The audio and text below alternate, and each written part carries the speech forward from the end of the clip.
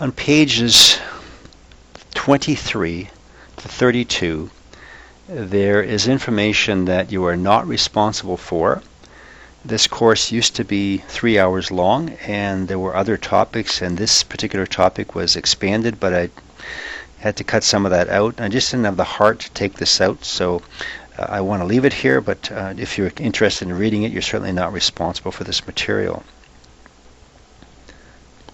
Here on page 24 is a diagram of the electromagnetic spectrum, compliments of Wikipedia. And there are 7 types of electromagnetic radiation, beginning from the low energy, long wavelength, low frequency end, moving to higher frequency, shorter wavelength, higher energy. We go microwave, infrared, visible, ultraviolet, X-ray, and gamma rays. And in chemistry, we often use infrared and visible and ultraviolet a great deal in our analysis and analytical chemistry, and you'll learn more about this in the analytical courses. There's the photoelectric effect. It's a principle in which a number of instruments work. So basically, electromagnetic radiation of sufficient energy can dislodge electrons from materials, and the electrons are measured by an ammeter, a galvanometer. And this gives us a way to measure the amount of electromagnetic radiation of various wavelengths that is shining upon it. And this is the basis of some of our analytical instruments, which you will learn about in analytical chemistry. Turns out that gaseous atoms of each element, when excited either thermally or electrically, will emit a unique set of wavelengths that allow us to identify the particular element in a sample. Again, another basis for analytical chemistry. Because electrons are small and travel somewhere near the speed of light, they have both wave properties and particle properties, which, again, we take advantage of in our science. On page 29, we have the Heisenberg uncertainty principle. This gentleman got a Nobel Prize for saying that the location and momentum of an electron cannot be known simultaneously. Seems rather remarkable. I could think of a few things that can't be known, and I wouldn't get a Nobel Prize for it, I'm sure. We will not be dealing with quantum numbers in this course. It's of interest, but not critical for our understanding. And that brings us to page 33, which is electron configuration of the atoms.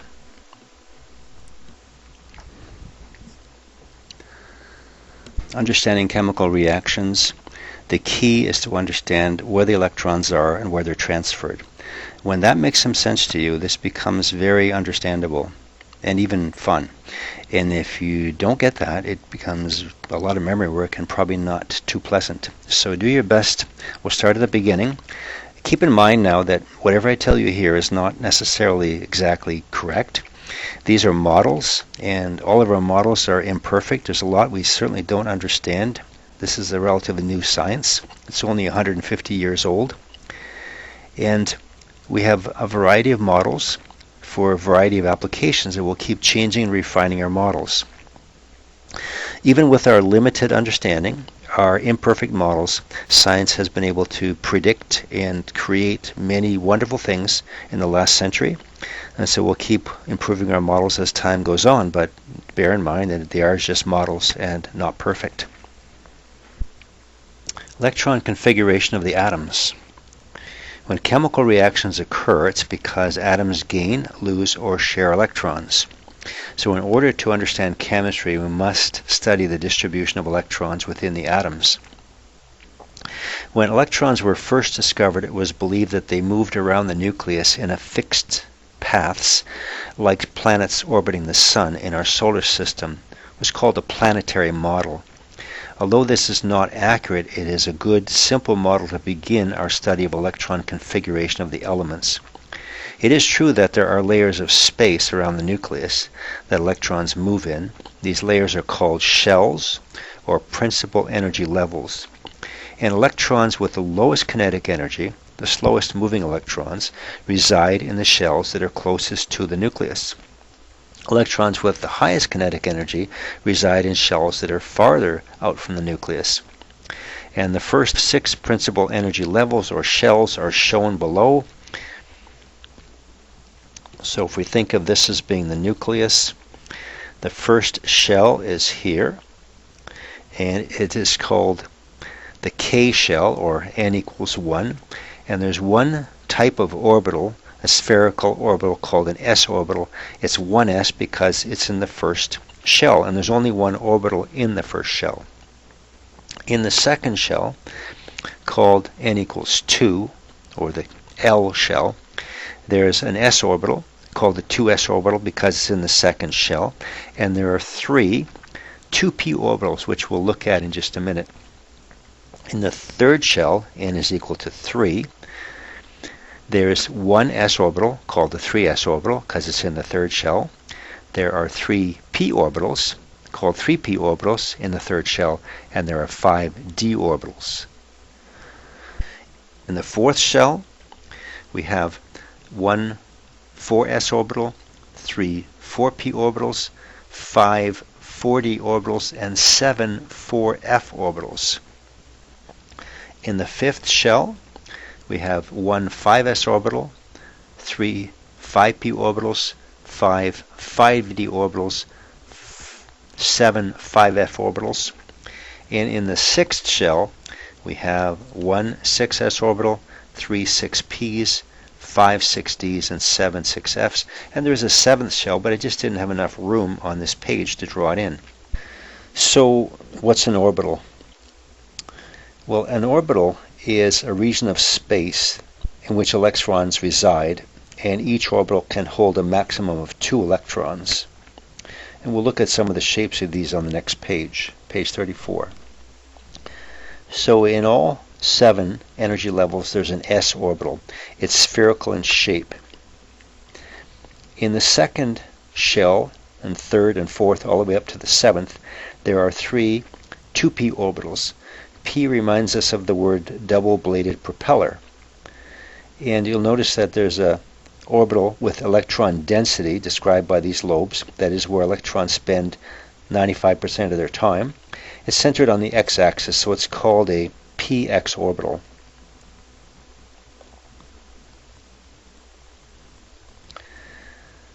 Here's an orbital called the py orbital, which has electron density centered on the y-axis. Then there's a pz orbital, which has electron density centered on the z-axis. All 3 of these orbitals are equal in energy, and they overlap each other, and they would look like this when overlapped in 3 dimensions. Every shell from the third and above have 5 d orbitals. And I'm asking you to be able to recognize the shape and give me the name if I show you the shape. I'll explain why in a minute. 4 of the 5d orbitals have 4 lobes, and some student called it a double dumbbell, so that was a good reminder of the fact that it's a d orbital. Notice that the dxy orbital has electron density, or lobes, in the xy plane, none in the z plane. Notice the electron density is between the xy axis and not on the xy axis. Take a look at the xz orbitals. They lie in the xz plane. No electron density in the y plane. And again, they're not on the axes but between them.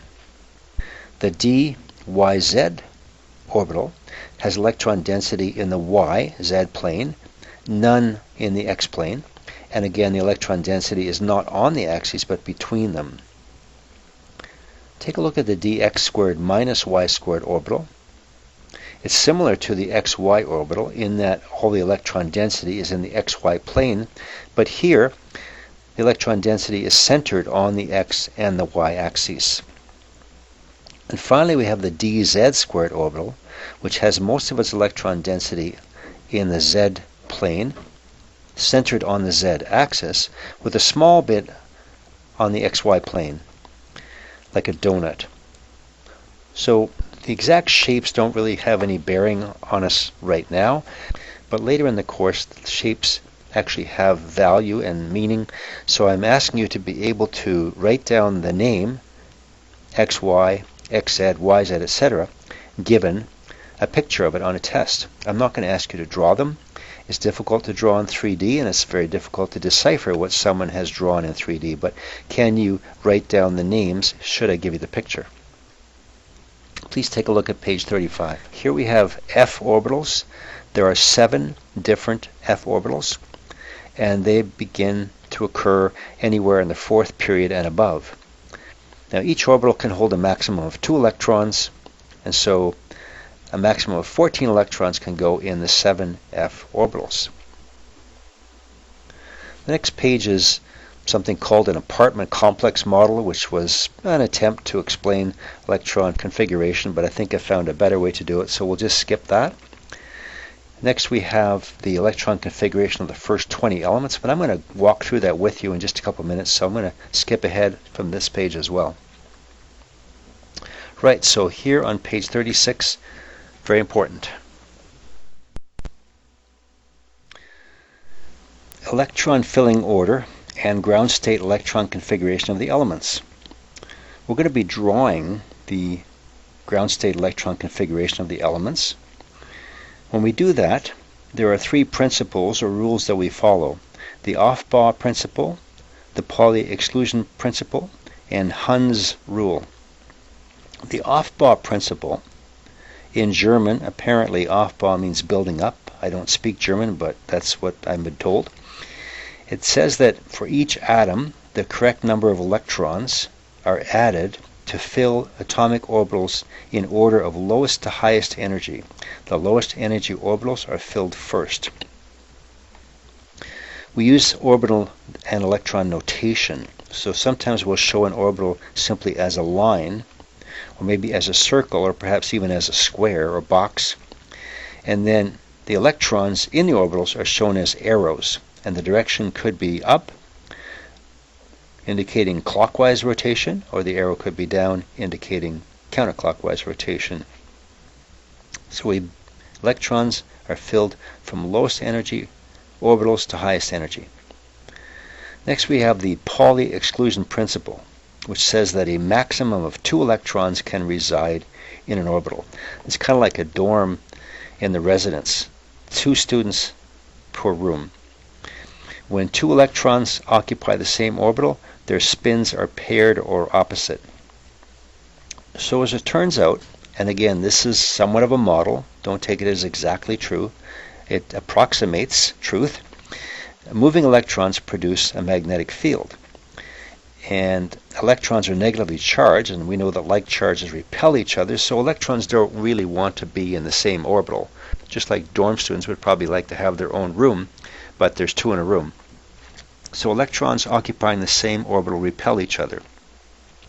2 electrons in the same orbital would have less repulsion if their spins are paired, meaning opposite, producing opposite magnetic fields. And opposite magnetic fields attract each other like the north and south poles of a permanent magnet. So here on the left is an electron spinning counterclockwise, producing a north magnetic field facing down. If there's another electron in the same orbital, it will spin clockwise, producing a north magnetic field on the top and south on the bottom. These opposite magnetic fields will attract each other the way the opposite poles of a magnet attract, and this will help to diminish the electrostatic repulsion that's pushing them apart. And that is called the Pauli exclusion principle, a maximum of 2 electrons in an orbital, and when there are 2, their spins are paired. Finally, we have Hund's rule of highest spin multiplicity. It says that orbitals of the same energy, that is degenerate orbitals, are singly filled before any are doubly filled. So take a look at the electron configuration of nitrogen. Nitrogen is element number 7. It has 7 protons and 7 electrons.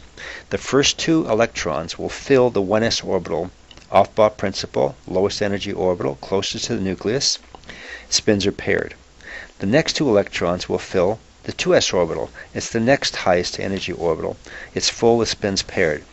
There's 3 more electrons to go into nitrogen. And those 3 electrons will singly fill those three degenerate 2p orbitals before any of them pair up. Much like having students renting rooms in a dorm. Students would prefer to have their own room when all the rooms are half filled. Then you'll start to pair up, unless of course you're friends. Think about the bus example. You sit in a bus, you don't know anybody.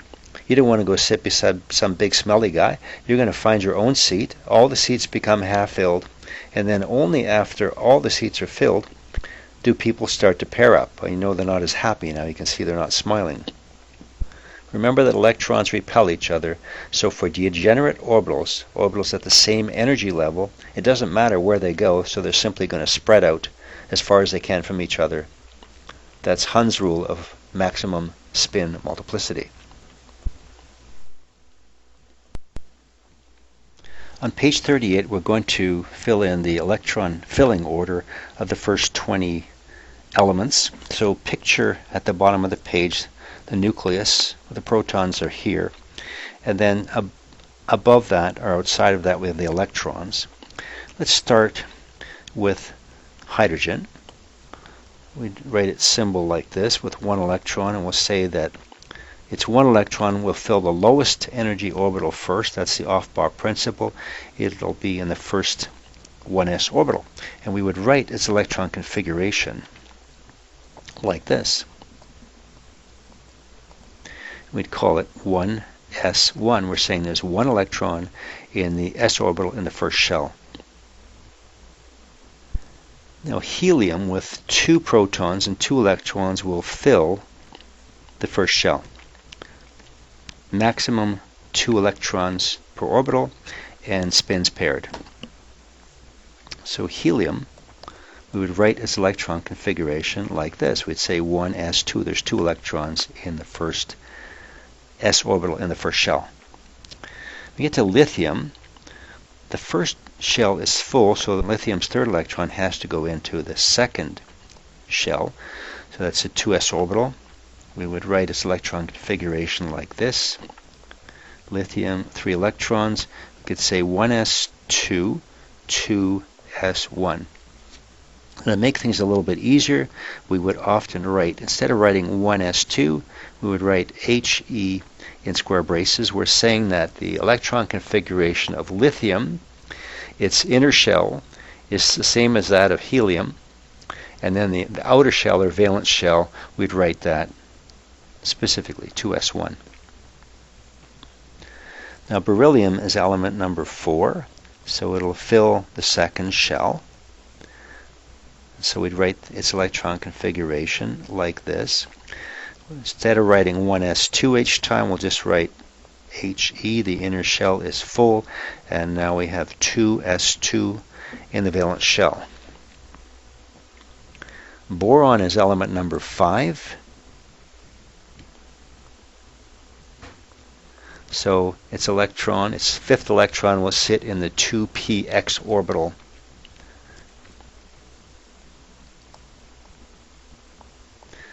So we'd have 2 electrons in the inner shell, then 2s2, and then the first p orbital is called 2px, and it's singly occupied, 2px1. Carbon is next. 1 electron in the 2py orbital. Carbon, element 6.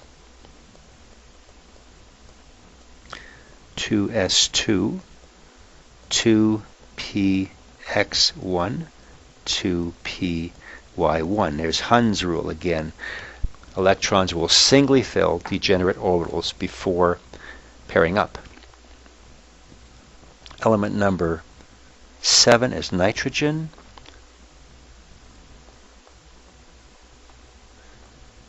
Two electrons in the inner shell. In the valence shell we have 2s2, 2px1, 2py1, 2pz1. After they're all singly filled, we have to start pairing up. So oxygen, which is element number 8, would have this electron configuration written this way.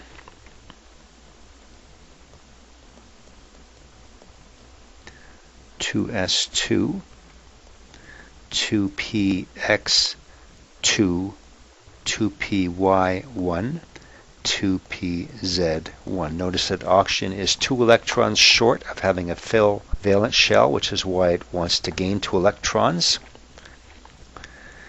Then we have fluorine, 9 valence electrons, 9 electrons in total, 7 valence electrons.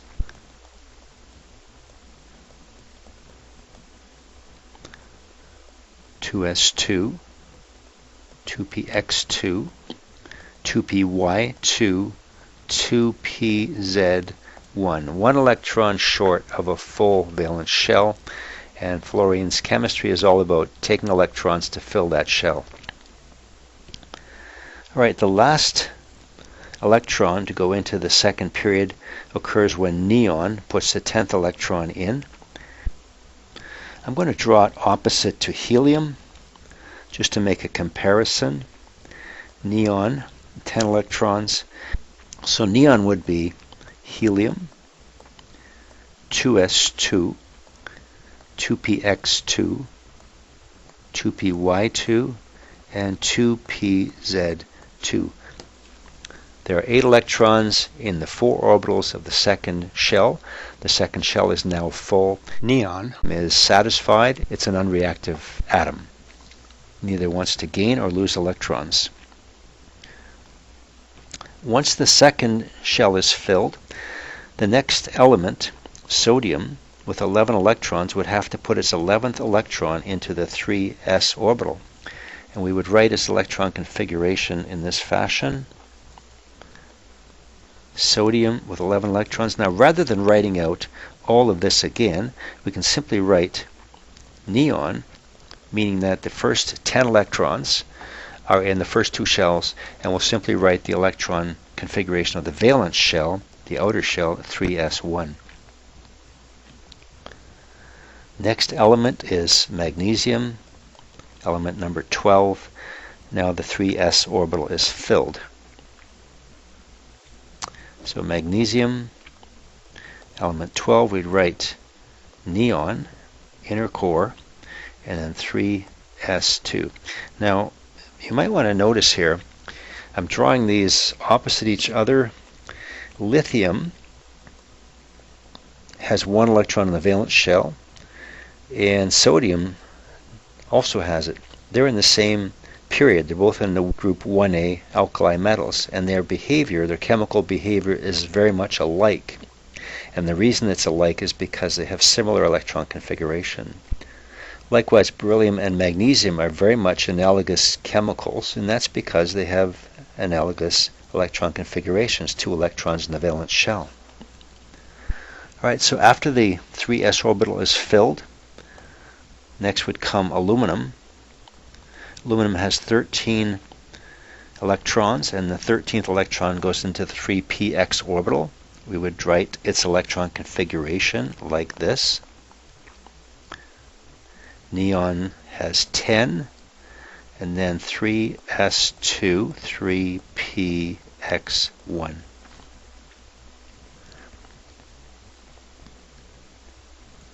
Silicon is element number 14. Its 14th electron goes into the 3py orbital. It's going to not pair up until it has to. Silicon with 14.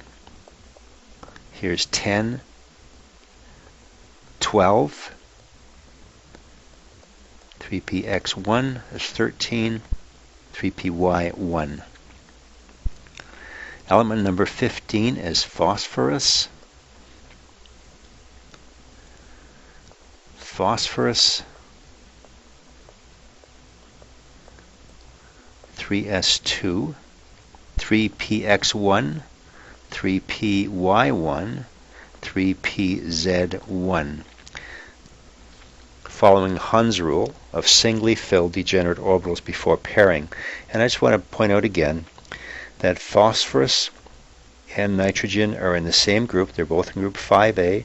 They both have 5 valence electrons, and their chemistry has a lot of similarity. Element number 16 is sulfur. So that would have 2 electrons in the 3px orbital.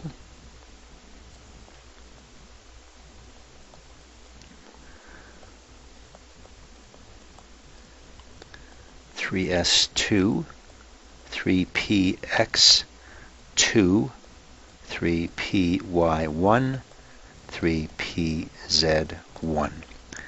So like oxygen, it's 2 electrons short of a full valence shell. So some of sulfur's chemistry is about taking 2 electrons. So sulfide -2 ion is a very common oxidation state for sulfur.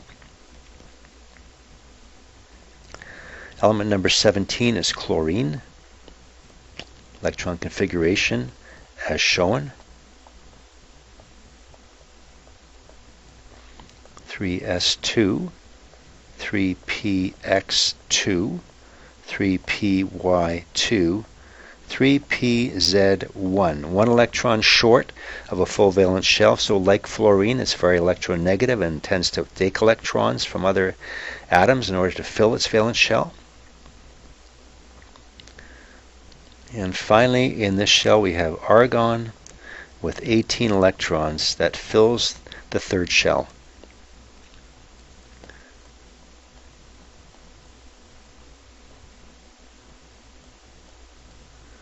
Three S2, 3px2, 3py2, 3pz2. Argon has a full valence shell. It is unreactive, neither wants to gain or lose electrons. Let's just do 2 more. Once the 3p orbital is filled, we would probably have predicted that the 3d orbital would fill next. But because they're so close together, there is some overlap, and it turns out that the 4s orbital is slightly lower in energy than the 3d, so they fill first. So for potassium, which is element number 19, its last electron, its 19th electron, goes in the 4s orbital. And so we write its electron configuration like so. Now we're going to write the first 18 electrons. We'll just write them as if argon had them, and then we'll put 4s1. And finally we'll stop with calcium. Calcium has 20 valence electrons, so its electron configuration will be 4s2, argon, 4s2. So you can imagine, or you can appreciate, the chemistry of calcium would be to lose its 2 valence electrons and have a charge of +2. It's in group 2a. All the group 2a elements, the alkaline earths, are always +2 in their oxidation states. For potassium, it's always +1. After calcium has brought in its 20 electrons, the next element would be scandium. And scandium would be filled over here. Scandium would be element number 21, and the first electron would go actually into the 3d orbital. After the d's are filled, then we go back up to the 4p. I'll show you a good mnemonic or memory aid for learning the filling order, which is probably better than what you've seen in most texts. I want to just point out one time again that elements in the same vertical column, each group in the periodic table, group 6a, group 7a, they have analogous electron configurations. The valence shell is very much like other elements in the same group, and so their chemistry is very much alike. And it's all about electrons. If you want to know chemistry, you have to learn electrons, so get to love them. Please take a look at page 39. I have a memory aid for you to be able to write out the electron configuration of any of the elements in the periodic table, and it's really quite simple. You probably haven't seen this one before. I've only seen it in a couple of books. The method that's usually shown is really quite worthless, in my opinion, most textbooks, but a few show this quite cleverly. Although electrons will generally fill orbitals in lower shells before filling orbitals in higher shells, there is some overlap beginning in the 4th shell and higher. Fortunately, the filling order of electrons in any atom can be readily determined by looking at a periodic table. What a novel idea. Take a look at the layout of the periodic table. The first shell is unique. Simply put 2 electrons in the first shell. The 1s orbital is filled. The second and third shells are filled analogously. It's 2s, 2p, then 3s, 3p. The fourth and fifth shells are filled analogously. 4s, 3d, 4p, 5s, 4d, 5p. The sixth and seventh shells are filled analogously. 6s, 4f, 5d, 6p, 7s, 5f, 6d, 7p. Alright, so I would ask you to do this with me as practice. If you would write these 4 titles, columns if you will, ns, n minus 2f, n minus 1d, and np. Now n represents a shell letter or number, a principal energy level. Alright, so let's write out the first 7 shell letters starting in the first gap here. That's 2, 3, 4, 5. Leave yourself some space. 6 and 7. Now I'd like you to write out the symbols of the alkali metals in group 1A. You've learned these for that first quiz. So it'd be hydrogen, lithium, sodium, potassium, rubidium, cesium, and francium. In the right-hand column, please write down the symbols of the noble gases. You memorize these, right? These can be uptight if you want. Helium, neon, argon, krypton, xenon, and radon. And now element 118 used to be called unoctium 101, that's 118 octium, but now it's given a name in the last couple of years. It's now called oganesum. Right, so the filling order, follow with me please. It's not hard once you get a drift of it here. 2 electrons go into the first shell. It'll be 1s2. The first shell is filled. Helium has 2 electrons. Then the next electron goes into lithium. That'll be element number 3. That'll fill 2s2. And then we have Np is the second shell, 2 is N, and we fill the p orbitals, 2p6. There are 3 p orbitals. Each holds 2 electrons. When they're filled, that's a total of 6. We've added 8 more electrons from the second shell to that of the first, so now neon has 10 protons and 10 electrons. The second and third shell are filled analogously, so it's Ns and p again. So it'll be 3s2, well, sodium's 11, magnesium's 12. Then the 3p orbitals are filled, 3p6. Again, we've added 8 electrons more in the third shell, so 10 plus 8 is 18, so argon is element number 18. So we've been going Ns and p for the second and third. When you go to the fourth and fifth shell, they are filled different. It's going to be Ns, N minus 1d, and Np. Follow with me. So if argon is 18, krypton is 19. 4s2, then here in the N minus 1d column, N minus 1 is 3. This is a 3. D orbitals are filled. There are 5 of them, so a total of 10 electrons, 3d10. And then 4p6. You follow me? There's 1 s orbital, 5 d's, 3 p's. The filling order is s, d, and p in the fourth and fifth shells. That's 18 electrons, right? 8 plus 10 is 18. 18 and 18 is 36 for krypton and 37 for rubidium. Now the fifth shell, it's filled just like the fourth. It'll go Ns2, and then N minus 1, which is 4, D, 10, right? The shell is 5, N, so N minus 1 is 4, and then 5, P6. So just like the fourth shell, the fifth shell has added another 18 electrons. So from Krypton to Xenon, you've added 18. Xenon is at 54 electrons. The next electron would be Cesium, that's 55. Now the sixth and seventh shells are different than the ones before, and they're like each other. So you're going to fill NS, N minus 2F, N minus 1D, and then NP.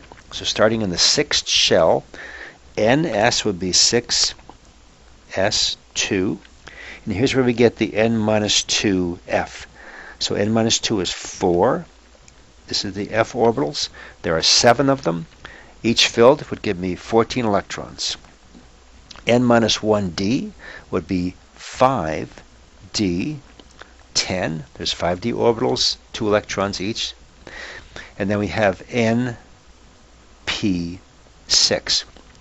So we've added 18 electrons plus another 14 is 32.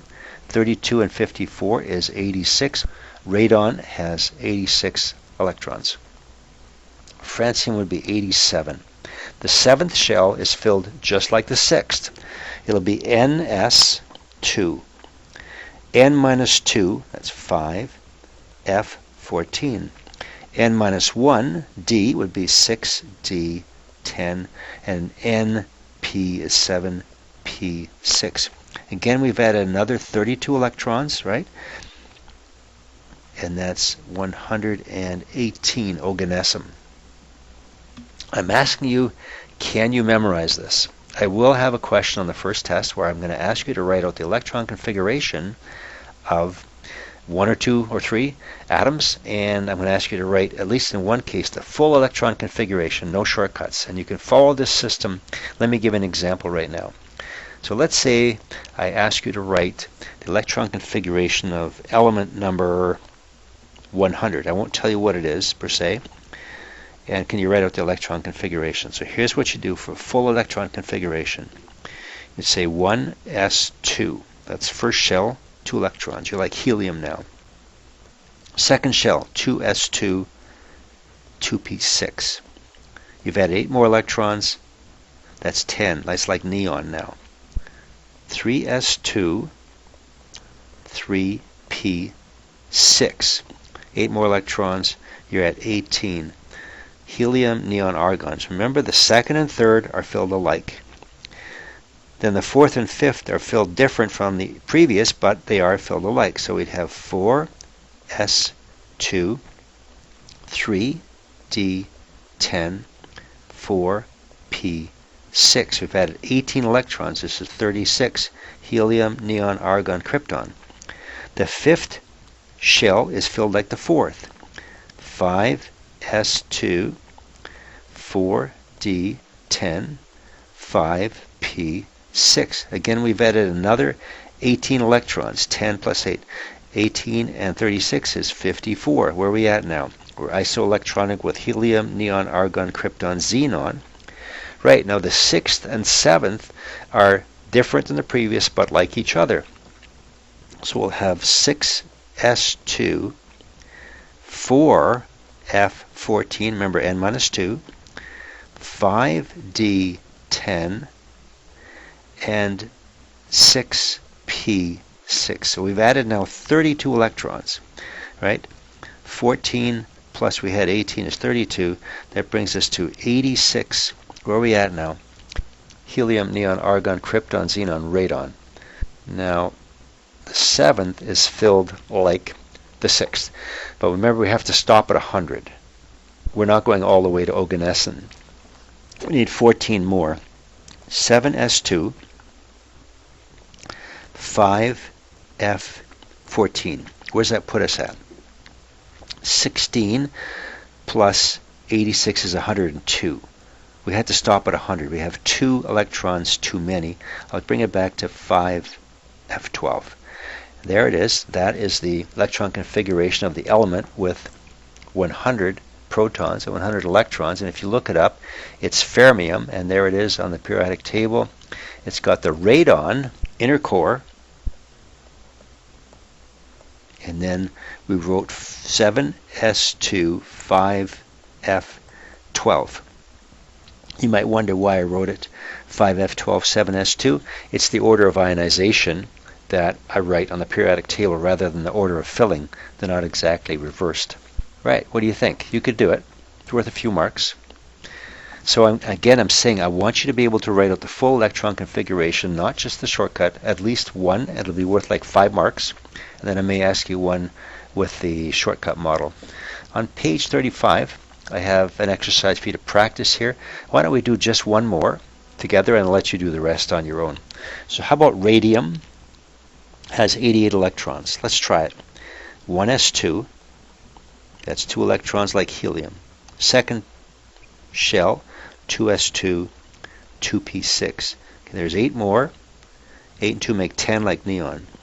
The third shell is filled like the second, 3s2, 3p6. That's 8 more, that's 18. Helium, neon, argon. All right, the next shell, the fourth and the fifth are different than previous. That's where the d orbitals come in. 4s2, 3d10, 4p6. We've added 18, and 18 is 36. If you just keep track, you'll know you want to stop at 88. The fifth is filled like the fourth. 5s2, 4d10, 5p6. I've added 18 more. That's 54. I wonder if I have enough space here.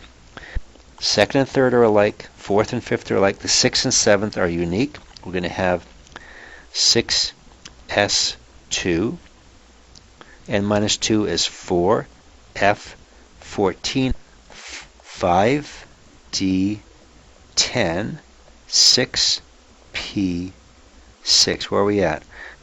We've just added 32 electrons in this shell.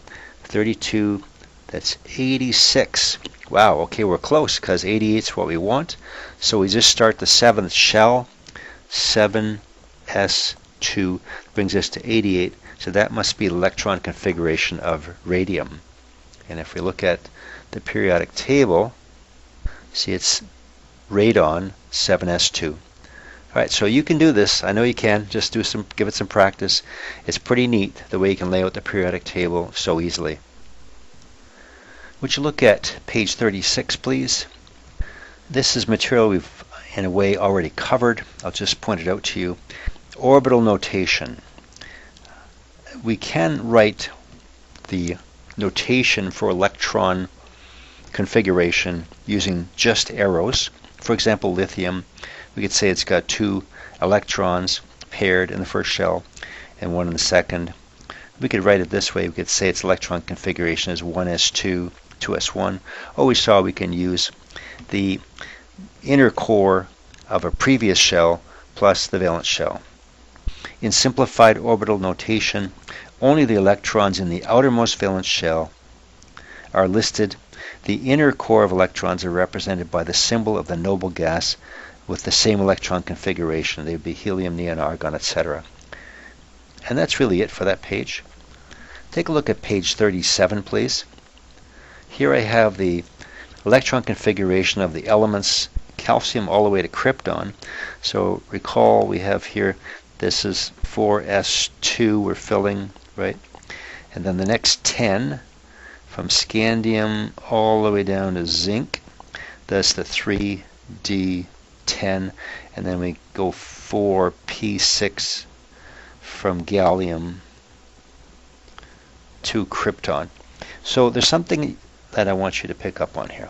Look at the filling orbit order as we go through.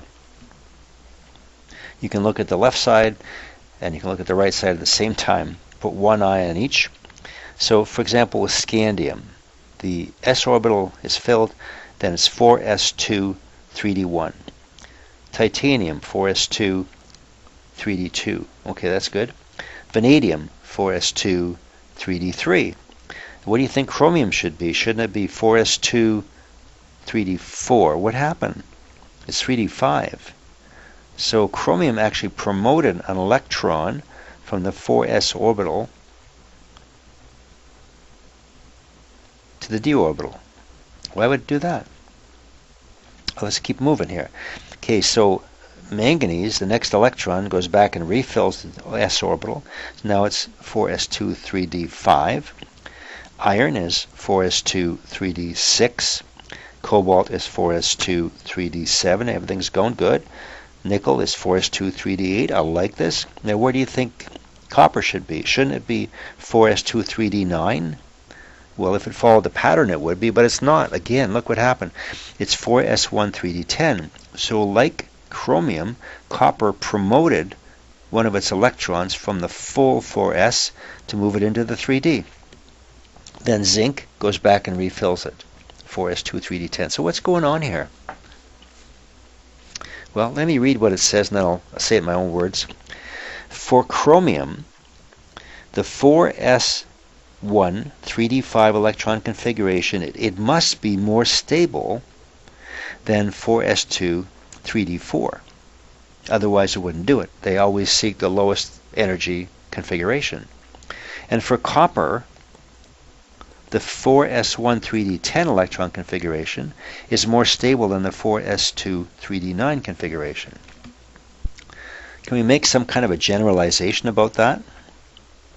Chromium and copper must gain stability from having filled and half-filled sets of d orbitals. So check it out.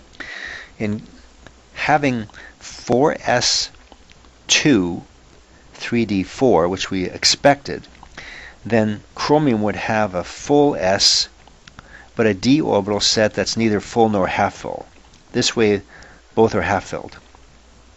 Copper, if it was 4s2 3d9, it would have one full orbital and one that's neither filled nor half filled, but by promoting the electron we get a half filled and a filled orbital. So there must be some stability obtained when orbitals are either filled or half filled. And the exact reason is somewhat of a mystery, but certainly it's not that unexpected if you think about the noble gases. The noble gases are tremendously stable, and they have a filled valence shell. They have a filled p orbital set. So there is some stability that's gained in this fashion. For whatever the reason, it's there. And it repeats itself in the lower periods as well. Although, to be honest, there are even more anomalies as you go down into the lower rows of transition elements. I have an exercise for you here. Write out the electron configuration. So this is up to you if you choose to do it. I'll have, as I mentioned already, several questions regarding you writing the electron configuration of some elements on the test. I'll give you the atomic number. I might give you the name, but you'll have to write out the electron configuration. You certainly don't have to memorize which atomic number corresponds to which element name. That's not required here. Page 38, please. So here we put it all together. Here's the periodic table of the elements. So you've been asked to learn the 7 periods, principal energy levels, and you've been asked to learn the group numbers, group 1A, 2A through 8A for the A group elements. You've been asked to learn the names of these 8 A group element families. Notice that the S block refers to just the first 2 columns, the 1A and 2A group. This arrow has gone too far. S block is where electrons are filling the s orbitals. These are the reactive metals, the alkali metals and the alkaline earths. And then on the far right we have the P block, where electrons are filling the 3p orbitals. And these contain some metals to the left of the staircase, metalloids on the staircase, and nonmetals to the right of the staircase, including the noble gases. We have in the middle 10 columns of what are called the D block, or transition metals. They are in transition in terms of their properties between reactive metals and less reactive metals on the right. They're also called the B group elements. So the A group elements include the S block and P block. The B group element are the transition metals in between. In the D block transition metals, 10 electrons are filling the 5d orbitals. Below the periodic table we have the F block.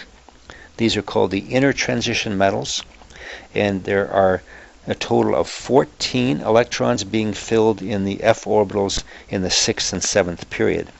Now the lanthanides, the first of the inner transition series metals, follow right after lanthanum, starting with cerium. And then the actinides in the 7th period, beginning with thorium, follow right after actinium here. Now the reason they're not placed in the periodic table is because you would have another 14 columns and the periodic table would look something like this, and it wouldn't fit in any book. You can buy one of these if you want on Amazon for your wall if you wish, but for that reason they're generally put below the table. And they're called the F-block intertransition metals. So I'm just going to quickly read through some of this. You're expected to know these terms, so make sure that you've learned these. The elements are listed in order of increasing atomic number, 1 through 118, from left to right and top to bottom. There are 7 horizontal rows called periods, corresponding to the 7 principal energy levels, or shells, n equals 1 to 7. There are 18 vertical columns, 8 of which are labeled A group, that's the S block and P block, and 10 of which are labeled as B group elements. Elements in the same group, the same column, are called families because they have similar chemical and physical properties, because they have similar outer electron configurations. For example, group 1A, the alkali metals, they're all soft, low melting, very reactive metals with similar outer electron configurations, NS1. And look at group 8A elements. All noble gases, all unreactive, inert, monatomic gases, they all have the S2P6 outer electron configuration. We call that a stable octet, the 8 electrons in the outer shell. You've already been asked to learn the names of the 8 A group elements. I want to mention before I forget, there are some really cool video clips for which I will post animations to, showing the discovery of the periodic table and some of its characteristics, which you probably want to watch. Page 39, please. Elements in the 8 A group columns respectively are referred to as the representative elements. The representative elements are the A group elements. The group number equals the number of electrons in the outermost shell in the highest n value. This is really simple, but you really need to know it. All the elements in group 1A have 1 electron in the valence shell. All the elements in group 2A have 2 electrons in the valence shell, and so on, all the way across. And it's using these numbers that we can quickly write down the electron notation of an atom and figure out how it's going to bond, as we'll see. Really important that you know that. Outer electrons are least strongly held by the nucleus, and thus are the electrons used in bonding, as I just alluded to. Bonding electrons are called valence electrons, the ones in the valence shell. For example, all halogens in group 7A have 7 valence electrons, NS2 and P5. Now the B group elements, the B group number corresponds to NS plus N minus 1d electrons for the first 6 only. So here's what I'm saying. For scandium, there's NS2, ND1, so that's a total of 3 electrons, it's called 3b. For titanium, the NS2, that's actually 4s2, 3d2, total of 4 electrons, it's in group 4b. Vanadium, 4s2, 3d3, total of 5 electrons, 5b, and that continues for chromium, manganese, up to iron. It's got 4s2, 3d6, 8 electrons, but look what happens after iron. Cobalt, nickel, copper, zinc, they follow some other system, which will be discussed in a later part of this course. The periodic table is divided into blocks. We mentioned the S block, the P block, and the D block. D block elements are called transition metals, since their properties are transitional between reactive metals on the left side and less reactive metals and non-metals on the right. And there are 4 series of transition metals. Can you see them here? Beginning with scandium, yttrium, lanthanum, and actinium. In general, transition metals are high melting, usually over 1,000 degrees, somewhat less reactive metals, forming brightly colored aqueous solutions. So most of the colored solutions that you've seen in chemistry. They're transition metals. Copper is blue, nickel is green, manganese is purple, chromium is green or orange. Where does all that come from? Why does it do that? That's the subject of the last part of this course where we talk about transition metals. The F block.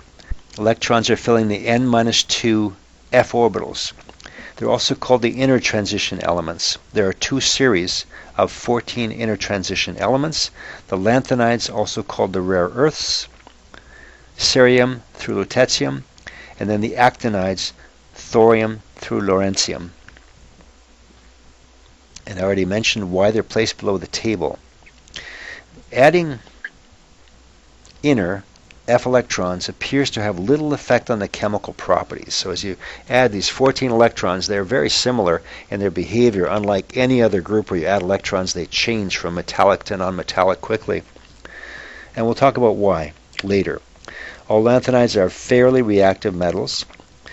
Actinides are radioactive, and surprisingly, perhaps to you, only radium and thorium are naturally occurring.